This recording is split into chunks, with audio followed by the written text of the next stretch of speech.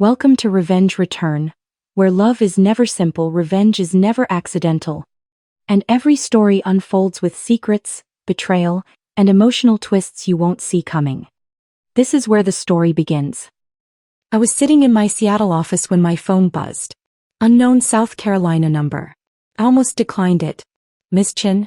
This is Rebecca Torres from Coastal Property Management in Myrtle Beach. We need to verify ownership of 2847 Ocean Boulevard before processing rental agreements. Your brother Jake listed himself as property owner, but county records show your name on the deed. Can you clarify? My stomach dropped. The beach condo. My grandmother's final gift to me, left specifically to me in her will 3 years ago. The place I'd renovated with my own money, the mortgage I paid alone every month. Jake knew this. Everyone knew this. I'm the sole owner, I said slowly. What rental agreements? Rebecca's voice shifted from administrative to concerned. Your brother has been listing the property through our platform since March. He's collected deposits from 14 families. Total bookings through Labor Day. He represented himself as owner and primary contact. March. 4 months of fraud. I felt something cold settle in my chest. Not anger yet. Just a crystalline clarity I'd learned in 8 years as a forensic accountant. This wasn't a misunderstanding. This was systematic. I never authorized any rentals, I said. Send me everything you have. The email arrived within 10 minutes. Rental agreements with Jake's forged signature claiming ownership. Deposit receipts totaling $8,240. A property management contract he'd signed on behalf of Chen Family Trust. An entity that didn't exist. Marketing photos he'd taken during last Thanksgiving when I'd foolishly given him the spare key. I opened my laptop and pulled up my own files. The deed from probate court recorded in Charleston County. Mortgage statements in my name alone. Property tax receipts I'd paid quarterly for 3 years. Home insurance policy listing me as sole owner and insured party. Then I did what Jake never expected. I looked deeper. My bank accounts showed his Venmo requests over the years. Emergency car repair, $600. Mom's medical bills, $450. Rent shortage, $800. I'd sent the money every time. Because that's what sisters do. That's what family does. Except the emergencies were lies. I found his Instagram from those same dates. New jet ski the week of the car repair. Vegas trip during Mom's medical crisis. Designer sneakers when he claimed he couldn't make rent. The ghost ledger writes itself in moments like these. You don't need a spreadsheet to calculate the cost of trust. Every dollar I sent, every lie I believed, every time I chose faith over evidence. Each one a small death of discernment. The price wasn't money.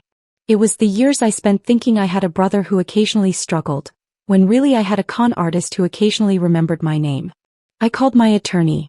Sarah Martinez had handled my grandmother's estate. She knew the property's history, knew it had been left solely to me because Grandma had watched Jake waste every dollar she'd ever given him. Wire fraud, Sarah said immediately after I explained.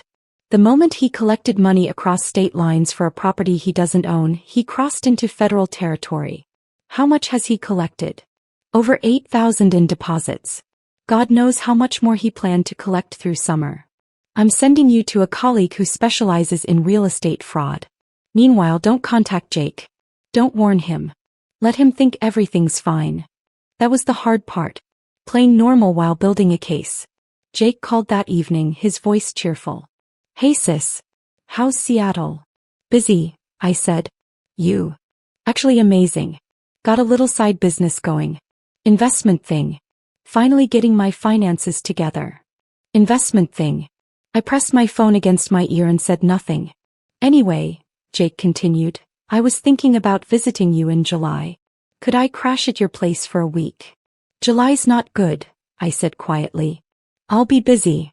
I would be. I'd be in South Carolina standing in a courtroom watching my brother explain to a federal magistrate why he thought stealing was an investment strategy. The property management company moved fast. Rebecca Torres wasn't just concerned, she was furious. 14 families had planned their summer vacations around a property they'd never actually secured. Children's beach trips. Anniversary celebrations. Family reunions. We run title verification on all new properties. Rebecca explained over video call, her office visible behind her. Neat, professional, angry. It's standard procedure. But your brother provided a fake trust document. It looked legitimate enough that our initial screening passed it. When we requested owner authorization for insurance purposes, that's when the county records showed the discrepancy. She'd already filed a report with local police. Already contacted the families with refund checks from the company's insurance bond. Already flagged Jake's account across every rental platform in the Southeast. The families are made whole, Rebecca said. But Miss Chen, your brother collected money under false pretenses. That's fraud. And because renters were coming from different states, it's wire fraud. FBI might get involved. Might. That word hung in the air like a promise. The procedural justice system moves slowly, then all at once. First came the civil side. My attorney filed emergency injunction blocking Jake from any claims on the property. We submitted the deed, the mortgage documents, the property tax history, the insurance policy. Every piece of paper screamed sole ownership. Jake's response came through his hastily hired lawyer. He claimed misunderstanding. Said he thought the property was family shared. Argued that Grandma's will was unfair, and he'd been trying to equalize the inheritance. The judge read Grandma's will aloud in court. The section where she explicitly stated, "To my granddaughter Maya Chen, I leave my beach property at 2847 Ocean Boulevard, Myrtle Beach, South Carolina, as sole and separate property, in recognition of her responsibility, her character, and her care for me in my final years. This property is not to be shared, divided, or contested. Not ambiguous. Not unclear. Sole and separate." The criminal investigation took longer. FBI doesn't rush wire fraud cases. They build them carefully, brick by brick. Agent Monica Rivera interviewed me twice. Reviewed every document. Traced every payment Jake collected.